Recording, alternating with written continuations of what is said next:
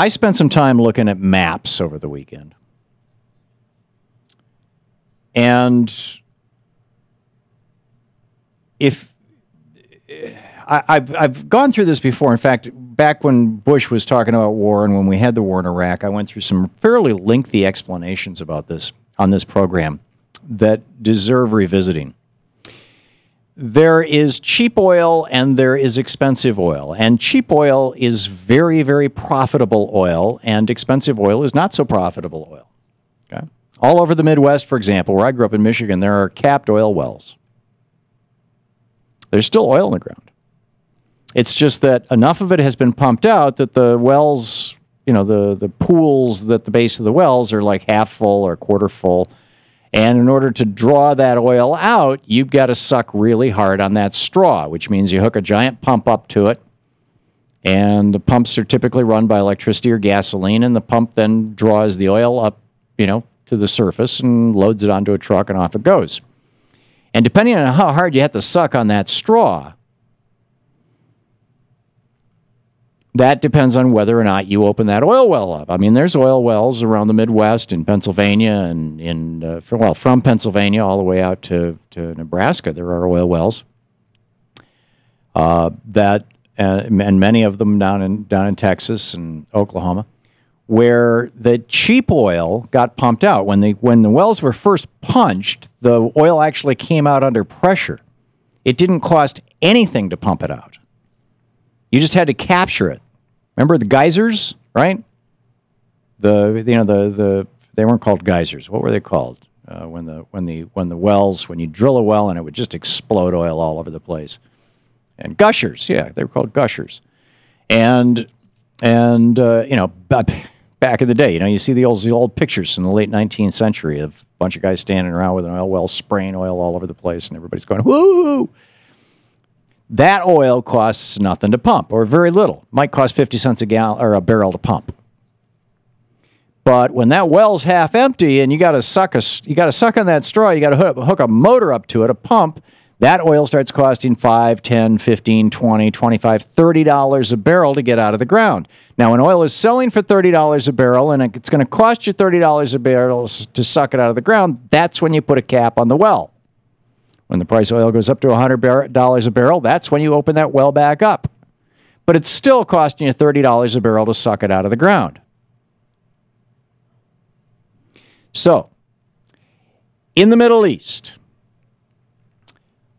I pulled up this map, this Google map, and in fact, I'm going to forward this off to Sue. I don't know if she can get it in our newsletter and put it on our chat room and all that sort of thing, but I want to get it off to Sue Nethercutt as well. In fact, I'm doing it as I speak. Pulled up this map, and if you look at the western part of Iraq, this is where all these oil wells were that Dick Cheney was having the meetings about in the White House before 9/11, when he was in charge of the Energy Task Force. The western Iraqi oil fields. As you're looking at the map, it's on the left side of Iraq. That is some of the cheapest and thus most profitable oil in the world, because those oil wells had not been pumped. They had not been what's called developed. You stick a straw in there, and you don't even have to, some cases it just comes out under its own pressure. So that oil is $1 a barrel oil, and you can sell it in the world market for $110, $120, whatever the price of oil is these days. Whereas in Saudi Arabia, it's costing them $15, $20 a barrel to pump oil. Some of their wells are getting up to be costing $40, $50 a barrel. You got other oil wells around the region that are $10, $20 a barrel to pump it out. So that's incredibly profitable oil.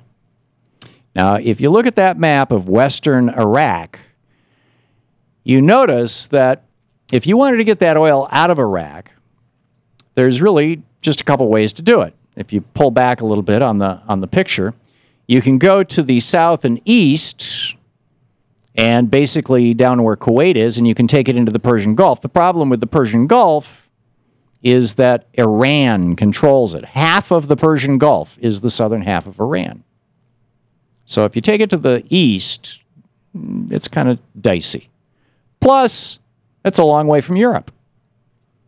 But if you want to get that oil to Europe, you want to get it to the Mediterranean. What is between the western border of Iraq, where these cheap oil wells are, these very profitable oil fields that are now being pumped and built by BP and ExxonMobil and Sunoco, as in the Chinese oil company, and on and on and on. What is between that western border of Iraq and the Mediterranean Sea, which basically gets you all the way to Spain on a tanker? Syria. Syria is between the western border oil fields of Iraq and the Mediterranean. Now, you could go south under Syria and kind of make your way over to Israel through Jordan. But that's been discussed for years and years, and everybody decided, running oil pipes lines through Israel was not something they were excited about or anybody else.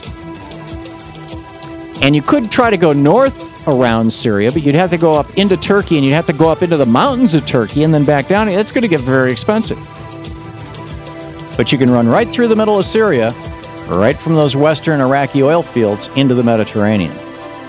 Now, I haven't heard a single person talking about this, but it's on my mind. You're listening to the Thom Hartmann Program. Call 866-987-THOM. I might just be a conspiracy theory nut. Who knows? But somehow I think that if the region was principally growing turnips, we wouldn't be having this conversation.